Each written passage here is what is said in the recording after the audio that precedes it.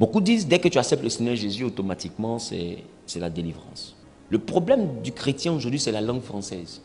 La Bible dit, à ceux qui l'ont reçu, à ceux qui croient en son nom, elle a donné le pouvoir. C'est ça? De devenir enfants de Dieu.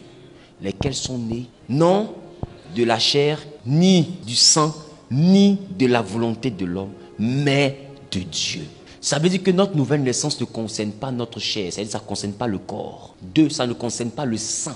Or, l'âme, là, que je te prêche, là, est dans le sang. Mais ça concerne l'esprit. Donc, c'est en esprit que nous sommes enfants de Dieu.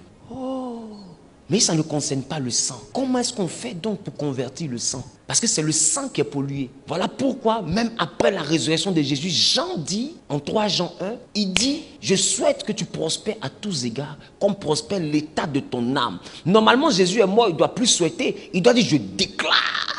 Quand on souhaite, ça veut dire qu'il y a possibilité pour que ça ne se produise pas. Comment à des rachetés, Jean peut parler avec un souhait et non avec une affirmation? Où est sa foi? Jean doute-t-il du sacrifice de Christ? Jean ne sait-il pas que Jésus a tout payé, donc on est délivrés nous tous? Pourquoi parle-t-il avec une sorte de doute dans sa parole concernant la prospérité? Quel état, nous qui avons accepté le Seigneur, parce que c'était ses épîtres, il parlait à des convertis. Comment tu peux parler à des gens qui ont accepté Jésus et puis tu parles encore de l'état de l'âme? Normalement, le sang de Jésus a nettoyé l'âme. C'est pas ça? Mais il dit, je souhaite, comme l'état de votre âme. Parce que j'en sais que c'est une affaire d'esprit à esprit. Le Saint-Esprit rend témoignage à notre esprit que nous sommes enfants de Dieu. Mais dis-moi, dans le sang, il y a l'âme. Dans l'âme, il y a les sentiments, il y a les émotions, il y a tout ce que nous apprécions. Si tu aimes le bâton de manioc, c'est ça? Quand tu acceptes le Seigneur, est-ce que ça veut dire que tu commences à aimer du pain libanais? D'où tous ici qui avaient accepté Jésus. Est-ce que vous avez commencé à manger la nourriture des Juifs? Jésus n'était pas juif. Normalement, son sang, quand ça arrive là, que vous êtes transformé en juif, mais tu continues à aimer les repas de chez toi. Pourquoi? Parce que ces repas-là sont liés à ton âme. C'est lié à ta parenté. C'est lié à ta terre. Or, le problème, c'est que nous sommes bénis en Jésus-Christ dans les lieux célestes. Voilà pourquoi la Bible dit que nous sommes nés de Dieu. Or, Dieu est esprit. Maintenant, pour transporter le céleste dans le terrestre, il faut la restauration de l'âme. C'est un peu comme si nous sommes dans un appartement de 2 chambres salon. Et quand on accepte le Seigneur Jésus, automatiquement, sa présence envahit le salon, qui est l'esprit. Mais il y a les 2 chambres qui restent. C'est pourquoi vous avez remarqué que tu acceptes le Seigneur Jésus, mais il y a des comportements qui ne t'ont pas quitté. La colère, le maploli. Tu ne comprends pas le maploli? Quand j'insiste, tu comprends maintenant ou pas? Quand j'insiste encore, tu comprends maintenant? Tu ne comprends pas? C'est pas tout est expliqué. Amen. Donc, tu vois que tu fais le frère en Christ qui parle en langue, mais tu es dans un coin. Tu fais aussi la sœur en Christ qui aime le Seigneur, mais tu es des fois en train d'adorer Dieu dans des positions bizarres.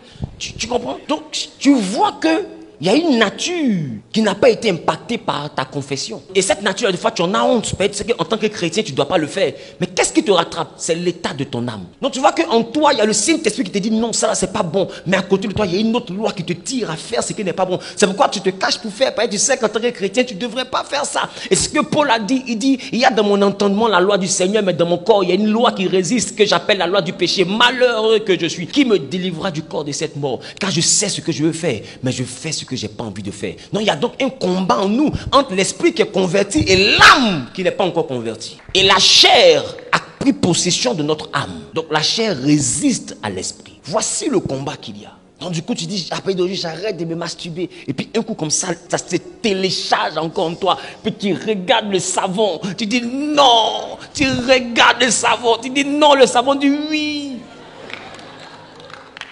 Mais toutes ces réclamations du péché sont logées où? Dans ton âme. Tu vois très bien que le fait d'avoir accepté Jésus n'a pas délivré ton âme. Des fois tu es là, mais tu n'aimes pas l'âme. À la maison, vous ne parlez pas doucement. Toujours ces batteries. Et puis quoi? Zambélangaï. J'ai été aujourd'hui. J'ai été.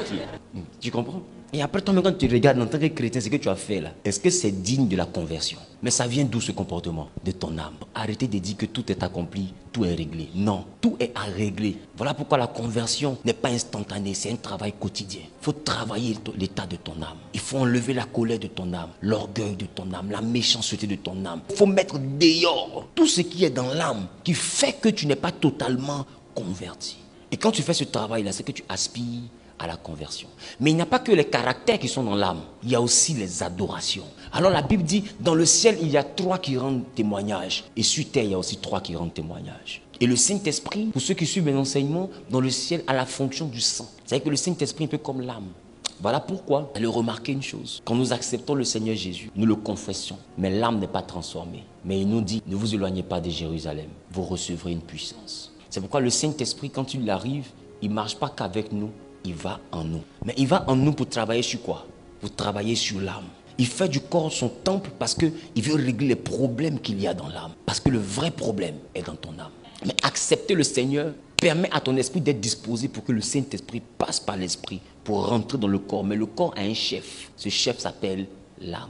Et le Saint-Esprit doit rentrer dans le corps afin de convertir ton âme. Pas ta bouche, ton âme. Et quand ton âme est convertie, ça réjaillit sur ton comportement. Ça réjaillit sur ton caractère. Ça réjaillit sur tes actions et tes réactions. Ça réjaillit sur ta mentalité. Dis avec moi, Seigneur, convertis mon âme.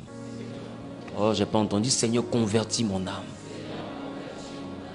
Ça fait qu'il y en a qui sont dans l'église, mais en même temps qui sont sur le nganga. Pourquoi? Parce que l'âme n'est pas convertie. L'esprit croit en Jésus, mais l'âme est encore rattachée à des traditions. Donc du coup, il y a toujours un lien, une personne dandine entre lumière et ténèbres. Lumière et ténèbres. Mais cette guerre-là, ça vient d'où? Ça vient du problème de l'âme. Si son âme était délivrée, ce frère ou cette sœur ne serait pas en train de balancer entre prophètes et féticheurs. Est-ce que je parle à quelqu'un? Dis avec moi, tout est dans l'âme.